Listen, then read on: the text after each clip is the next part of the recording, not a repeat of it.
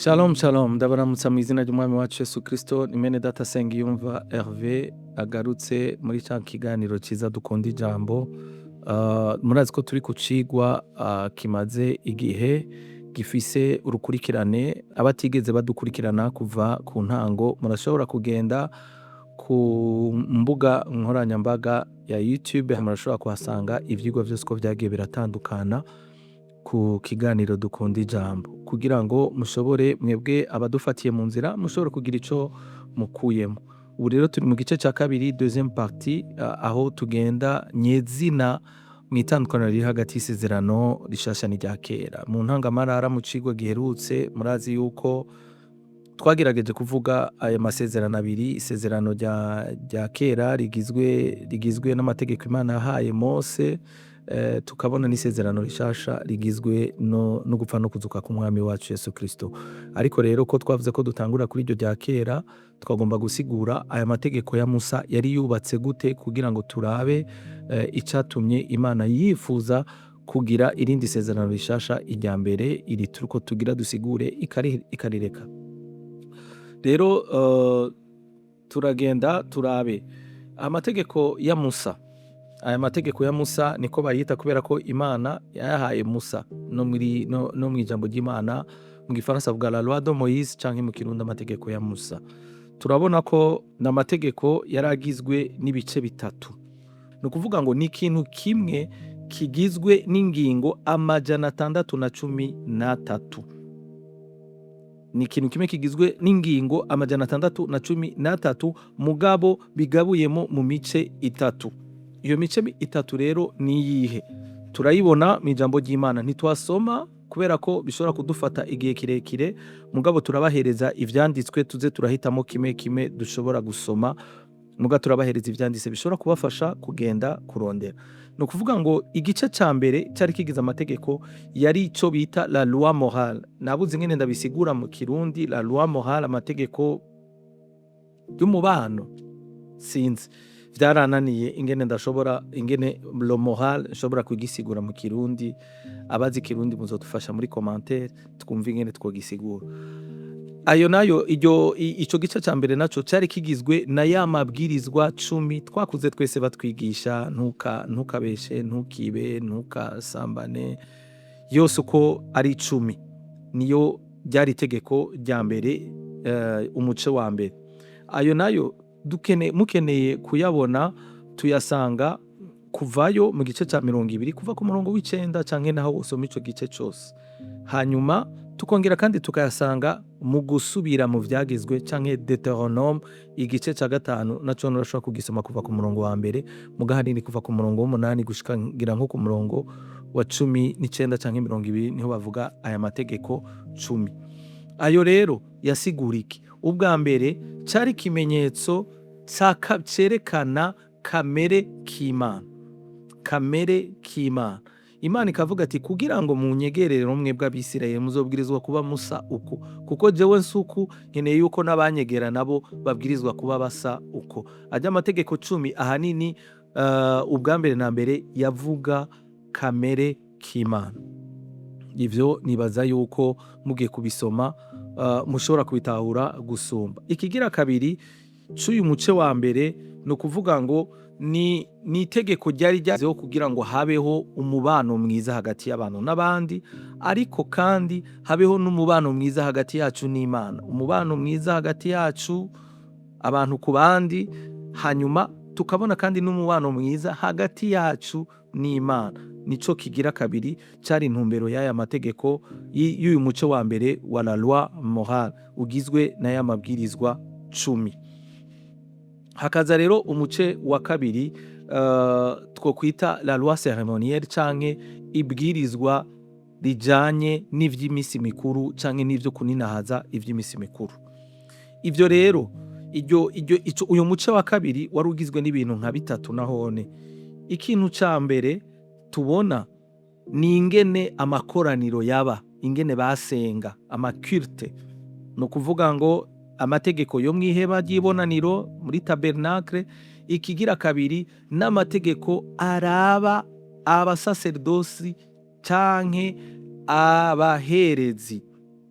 ari bo bari Abalewi, ingene bambara, ingene bakora igikorwa co mw'ihema ry'ibonaniro. Ica gatatu cari cerekeye ikindi naco cari cerekeye ibimazi vyatangwa.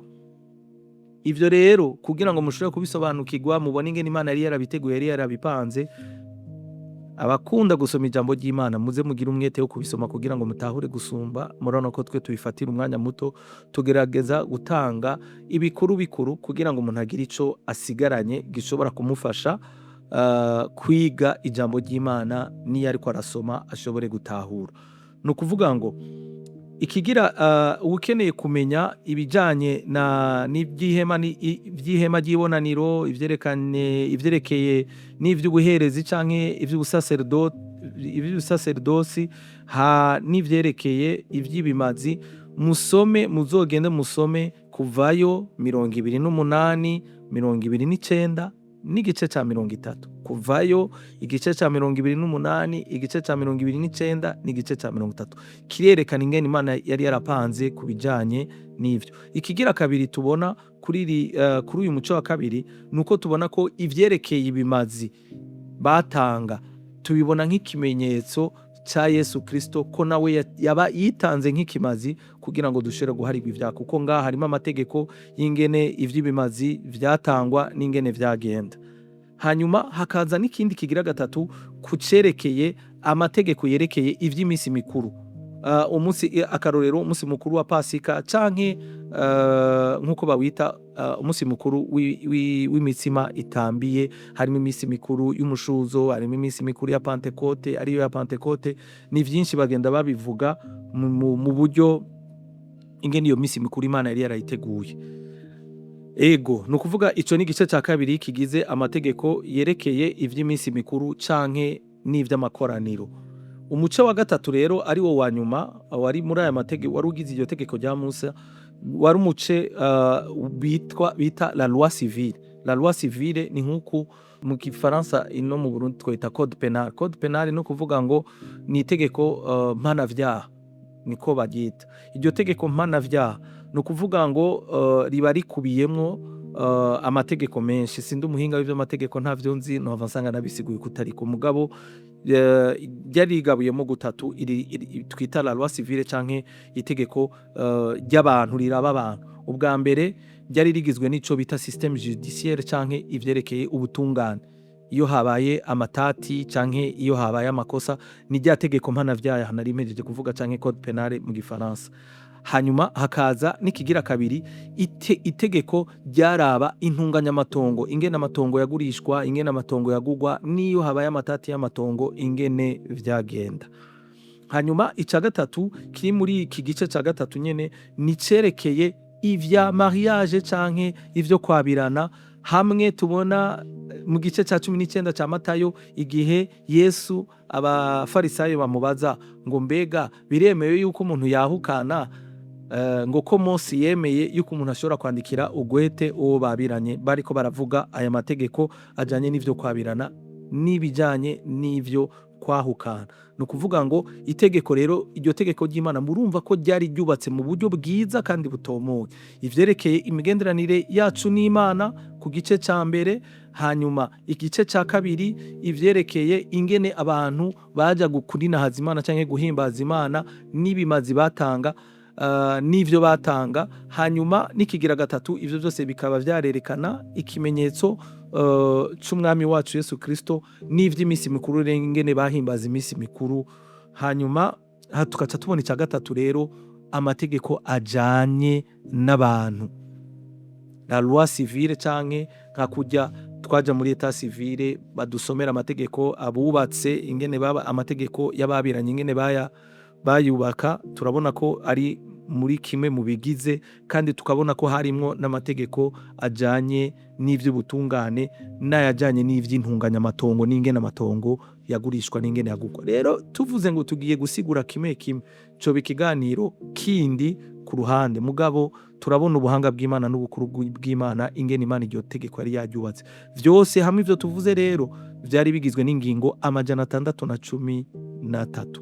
Nibaza ko nagerageje gusigura. Rero abakeneye kumenya aho la loi civile canke amategeko y'abantu n'abandi ari, musome igice ca 21 cyo kuvayo, igice ca 22 n'igice ca 23, igice ca 21, igice ca 22 n'igice ca 23.